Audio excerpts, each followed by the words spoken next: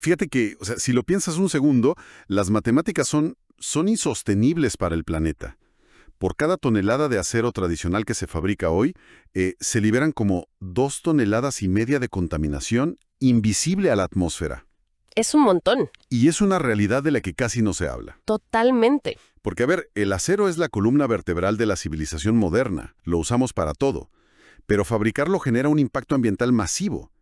Y la pregunta que guía nuestra exploración a fondo de hoy es, ¿qué pasaría si un accidente geográfico en Sudamérica tuviera la clave para reducir ese número a casi cero? Y ahí es donde entra la fuente que tenemos hoy, para quienes nos escuchan. Exacto. Hoy analizamos un documento técnico que, bueno, tiene un título súper aburrido, la verdad. Se llama 7-CO2-Huella de Carbono en Procesos de Reducción Directa.docs. De entrada suena a un manual hiper especializado que nadie leería. Sí, suena a tarea de ingeniería, la verdad. Tal cual, pero al leerlo revela una historia que es casi épica. O sea, el autor usa términos como tesoros ocultos y reinos que sufren. Todo esto para describir cómo una anomalía geográfica en Venezuela podría alterar por completo las métricas globales de emisiones en la industria siderúrgica. Y es súper interesante porque ese lenguaje poético del texto realmente enmascara una realidad geopolítica y termodinámica muy dura. O sea, para quienes se dedican a la metalurgia, reducir la huella de carbono no es un problema de voluntad política, como mucha gente cree. Claro, no es solo firmar un acuerdo y ya. Exacto. Es un problema de química fundamental y de acceso a recursos. Y este documento cartografía precisamente eso, un ecosistema donde la geografía natural permite saltarse las limitaciones energéticas que hoy asfixian a la mayor parte de la industria pesada global. Bueno, vamos a desmenuzar esto, empezando por la base de esa química fundamental. Porque para entender por qué este, digamos, tesoro oculto venezolano es valioso, primero hay que mirar el desastre que ocurre en otras partes. Sí, el contraste es brutal. Sí, y el texto señala a la India como el ejemplo central. Menciona que el 70% del hierro de reducción directa allí se fabrica con carbón térmico. Y eso es lo que genera esas asombrosas 2,5 toneladas de dióxido de carbono por cada tonelada de producto. Que es una barbaridad si lo piensas a escala industrial. Una locura.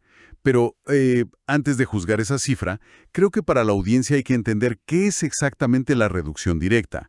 Porque no es simplemente, no sé, derretir metades en una olla gigante, ¿verdad? Tiene que ver más bien con arrancar el oxígeno de la roca pura. Precisamente. A ver, el mineral de hierro en su estado natural es básicamente óxido de hierro. Es piedra oxidada, literalmente. Entonces, para convertir eso en hierro metálico útil, tienes que quitarle el oxígeno. Ajá. Históricamente, y esto pasa mucho en lugares como la India, se usan altos hornos y carbón térmico. El carbono de ese carbón reacciona con el oxígeno del mineral, se une a él y, bueno, sale por la chimenea en forma de enormes cantidades de CO2. Dejando atrás el hierro puro, claro. Exacto. Ahora, la reducción directa, o DRI por sus siglas en inglés, hace este mismo proceso químico de separar el oxígeno, pero en estado sólido, o sea, sin llegar a derretir la roca. Ah, ok. El problema es que si el gas reductor que inyectas para robar ese oxígeno proviene de gasificar carbón, pues el resultado ambiental sigue siendo desastroso. Las emisiones siguen ahí. Y es justo aquí donde la fuente introduce la gran ventaja comparativa de Venezuela, que es el uso de algo llamado gas natural atrapado, o stranded gas en inglés. Para ponerlo en perspectiva, este es un recurso que sale de la tierra cuando extraes petróleo, pero como no hay gasoductos internacionales o plantas de licuefacción cerca, O puertos especializados, ¿sí? exacto, no hay forma de venderlo en el mercado global. Se queda ahí, atrapado. Y de hecho, históricamente mucho de este gas se quemaba en la atmósfera simplemente para deshacerse de él, lo cual es un desperdicio terrible. Una tragedia ambiental y económica, sí. Totalmente, pero, y aquí viene lo bueno, al redirigirlo a la industria siderúrgica local, es como descubrir un pozo de combustible súper limpio directamente en el patio trasero de tu fábrica y que nadie más puede usar. Mientras tanto, quienes compiten en otros continentes están obligados a importar carbón sucio a precio premium. Y pagar los costos de envío que son exorbitantes. Exacto, y luego lidiar con las penalizaciones ambientales por usar ese carbón. Es una analogía perfecta. Y yo añadiría a eso que el beneficio no es solo logístico o de costos, es puramente químico. ¿Cómo así? Bueno, el gas natural es principalmente metano. Cuando se utiliza metano en la reducción directa, no solo actúa el carbono para remover el oxígeno del mineral, sino que también actúa el hidrógeno que está presente en el gas. Ah, claro, el CH4. Simple vapor de agua, en lugar de CO2. Por lo tanto, el simple hecho de cambiar la molécula base de carbón sólido a gas natural reduce drásticamente las emisiones primarias. ¡Wow! Así que tener acceso a enormes volúmenes de este gas metano y a un costo artificialmente bajo, porque no puede ser exportado, altera por completo la economía del proceso. Pero claro, tener el gas metano allí a disposición resuelve solo una parte de la ecuación, porque cualquier proceso siderúrgico a escala industrial requiere, digamos, cantidades oceánicas de electricidad, ¿no? Sí, la demanda energética es masiva. Claro, para hacer funcionar la planta entera, mover las cintas transportadoras, los compresores, los hornos auxiliares. Y aquí la conversación en el documento da un giro fascinante. Deja el subsuelo y se enfoca en la fuerza bruta de la naturaleza en la superficie, específicamente el caudaloso río Caroní. Y es que el río Caroní, junto con el complejo hidroeléctrico que está construido sobre él, representa el segundo pilar estructural de toda esta anomalía. La fuente detalla unas cifras que realmente exponen la disparidad global de la que hablábamos. Sí, los números son increíbles. Fíjate en esto. La electricidad generada por estas represas tiene una huella de carbono de apenas 0,057 kilogramos de CO2 por cada kilovatio hora. 0,057. O sea, es casi imperceptible. Y para dar contexto a quienes nos escuchan, el documento advierte que en redes eléctricas que dependen del carbón, en Asia o en partes de Europa Oriental, generar ese mismo kilovatio hora emite entre 1,07 y 1,3 kilogramos de CO2. Es una diferencia de más de 20 veces. Es abismal. Sí, y eso muestra la trampa de la industria, ¿no? Exactamente. Esa es la trampa invisible de la industria verde en otras latitudes. Tú puedes diseñar la planta química más eficiente del mundo, la más moderna, pero si la electricidad que sacas de la red nacional proviene de quemar combustibles fósiles, la huella de carbono total de tu producto final sigue siendo altísima. Lo que le llaman las emisiones de alcance 2. Exacto. Entonces, la convergencia de ese gas natural atrapado con la energía hidroeléctrica de carga base masiva, y con carga base me refiero a energía que fluye 24 horas al día, sin depender de si hay sol o viento, crea un sistema cerrado casi utópico. Lo que nos lleva a la tercera pieza de este rompecabezas, que ya es puramente tecnológica. El documento destaca muchísimo la planta Finmet, que está ubicada en Puerto Ordaz. Dice que es la única de su tipo en el mundo operando con una capacidad de 1.300.000 toneladas anuales. Que no es poca cosa para ser la única en el mundo. No, para nada. Pero su verdadera anomalía, lo que la hace especial, es que se salta por completo una fase industrial masiva conocida como peletización. Y para visualizar esto un poco, el mineral de hierro suele extraerse como un polvo muy fino, ¿no? Sí, es casi como arena o talco en algunos casos. Bueno, normalmente, para que el gas reductor pueda fluir a través de este polvo en un horno sin asfixiarlo, las industrias tienen que mezclar ese polvo con aglomerantes y hornearlo a unas temperaturas infernales para crear unas pequeñas canicas sólidas, los famosos pellets. Que es un proceso carísimo en términos de energía. Totalmente. Entonces, eliminar la peletización me suena, no sé, como comprar las verduras ya picadas y listas para cocinar. O sea, te ahorras un paso entero que consume energía, tiempo y que además genera mucho desorden. Me gusta la analogía de las verduras porque sirve para entender el ahorro de los pasos. Pero en términos industriales, la realidad de Finmet es mucho más radical todavía. ¿Así? ¿Cómo lo describirías? Es más parecido a poder cocinar esas verduras directamente flotando en el aire, sin necesidad de usar una olla o una sartén. A ver, explícame eso. Bueno, la tecnología Finmet utiliza algo llamado reactores de lecho fluidizado. En lugar de necesitar que el mineral sea una canica sólida para que el gas pase alrededor de ella, Finmet inyecta el gas reductor desde abajo con muchísima fuerza. Y es tanta la fuerza que hace que el polvo de hierro fino empiece a levitar. ¡Wow! Levita en el aire. Sí, el polvo fino flota y se comporta visualmente como un líquido hirviendo dentro del reactor. Por eso se llama lecho fluidizado. Eso es increíble. O sea, El gas mismo sostiene el polvo en el aire mientras está reaccionando químicamente con él. Exactamente. Y así se logra un contacto íntimo, perfecto, entre el gas y cada partícula del mineral, sin tener que hornear la roca previamente. Imagínate lo que significa eliminar el horneado de 1.300.000 toneladas de mineral al año. Es una locura de ahorro energético. ¿O no? Entonces, si resumimos hasta aquí, tenemos una tríada perfecta. Está el gas limpio y barato que actúa como reductor, el río masivo que provee la electricidad ininterrumpida sin emisiones y este reactor tecnológico tipo ciencia ficción que hace levitar el polvo de hierro para saltarse la peletización. Es el escenario ideal. Las emisiones ya están por el suelo. Sin embargo, el autor del texto argumenta que esto es solo el trampolín. El documento da un salto conceptual hacia el futuro, la captura de carbono y el hidrógeno verde. Mencionan algo que me sorprendió mucho. Dicen que la captura de carbono aquí cuesta menos de $25 estadounidenses por tonelada. Lo cual es un precio ridículamente bajo para los estándares actuales. Exacto, porque la captura de carbono suele ser criticada globalmente por ser casi ruinosamente cara. ¿Por qué existe esa diferencia de precio tan abismal aquí? Bueno, la clave de los costos en la captura de carbono radica en la termodinámica de cómo separas los gases. A ver, en una central eléctrica de carbón estándar, el humo que sale por la chimenea es una mezcla súper caótica. Claro, tiene de todo. Sí, tiene muchísimo nitrógeno del aire ambiente, vapor de agua, toxinas, cenizas, y el CO2 está muy diluido ahí dentro. Entonces, separar ese CO2 tan diluido requiere una cantidad inmensa de energía y solventes químicos que son carísimos. Ah, entiendo. ¿Y en este caso? Por el contrario, en los procesos de reducción directa basados en gas natural de estas plantas, el gas residual que sale del reactor tiene una pureza de CO2 extremadamente alta.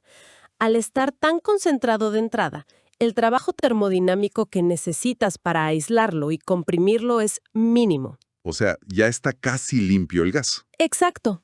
La eficiencia económica no viene de haber inventado una tecnología de captura revolucionaria y secreta.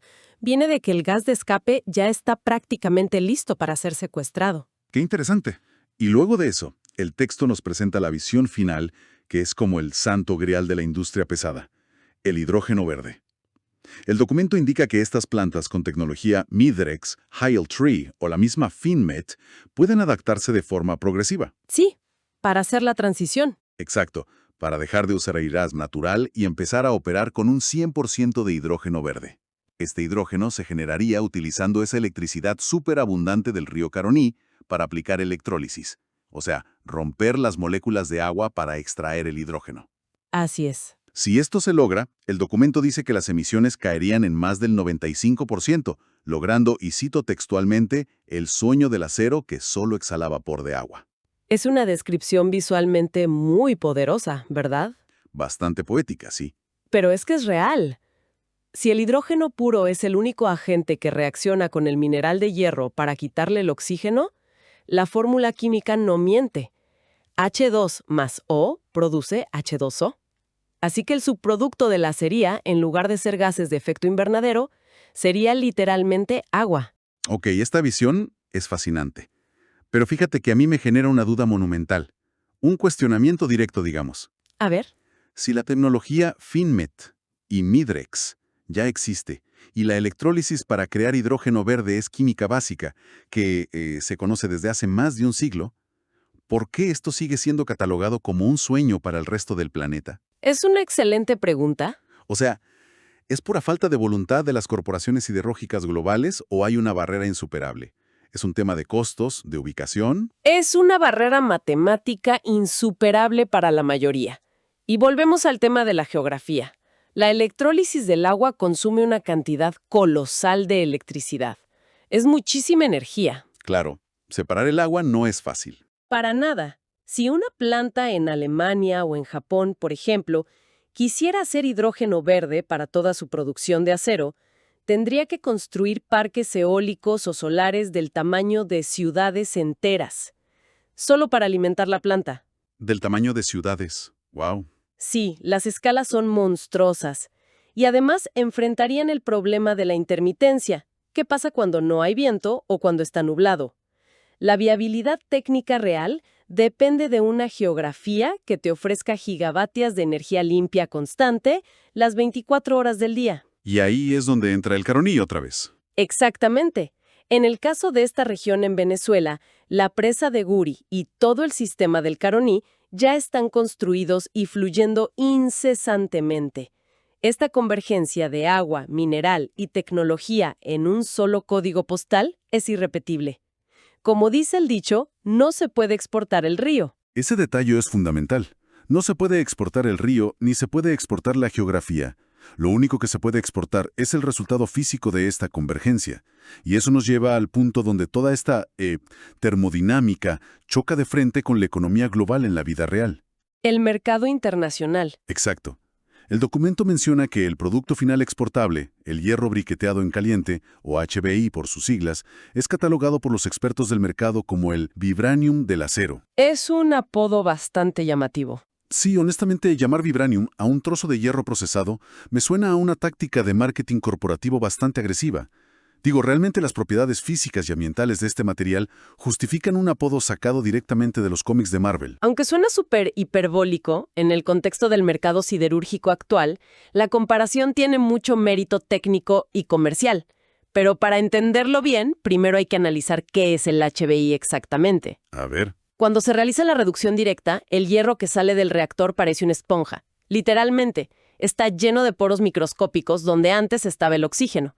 Y esa esponja de hierro tiene una superficie de contacto masiva con el exterior. Ajá. El problema es que si tú cargas eso en un barco para exportarlo, el simple contacto con el aire salino del océano y la humedad hace que se oxide violentamente. Y esa oxidación genera tanto calor que el cargamento puede entrar en combustión espontánea. De hecho, muchos barcos se han incendiado en el pasado transportando este hierro esponja. O sea, literalmente es un material que se prende fuego a sí mismo por respirar aire marítimo. Exacto, es pirofórico.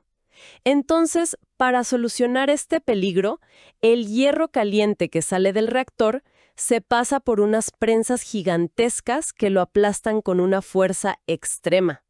Y así compactan la esponja en unas briquetas densas, que son similares en forma a un jabón grande. Ah, entiendo. Las briquetas cierran los poros. Tal cual. Ese proceso cierra los poros y reduce drásticamente el área de superficie. Ese es el hierro briqueteado en caliente, o HBI. Ahora es 100% seguro para viajar por los océanos. Físicamente es muy denso y seguro, sí. Pero me imagino que eso no es lo que lo hace vibranium. No, exacto. Lo que realmente le otorga el estatus de vibranium hoy en día no es su forma física, sino su pasaporte de emisiones de carbono. Es uno de los insumos metálicos con la intensidad de CO2 más baja de todo el planeta. Y claro, ese pasaporte ambiental que mencionas es literalmente la llave de entrada al mercado más lucrativo y más exigente del mundo en este momento, que es Europa. Totalmente. El documento hace un énfasis enorme en cómo los importadores europeos están persiguiendo agresivamente este HBI sudamericano específico, y lo hacen para mitigar el impacto de los certificados CBAM. El CBAM es el mecanismo de ajuste en frontera por carbono de la Unión Europea. Que ha cambiado las reglas del juego por completo. Sí, y para conceptualizar esto para la audiencia, yo lo veo así. No es un simple arancel o un impuesto aduanero estándar. Es más como el cobro de entrada, el cover, en un club VIP. A ver, me gusta esa idea. Es que si llevas la vestimenta ecológica correcta, o sea, el HBI venezolano, entras gratis o pagas muchísimo menos. Pero si llevas el acero sucio de otras regiones, que es como llevar tenis sucios al club, el costo que te cobran en la puerta te deja directamente fuera del mercado. Es una gran forma de verlo. Porque durante décadas, las industrias europeas se quejaban amargamente de que mientras ellas invertían miles de millones en tecnología verde, eran aniquiladas económicamente por importaciones de acero barato hecho con carbón en Asia. Competencia desleal, básicamente. Claro.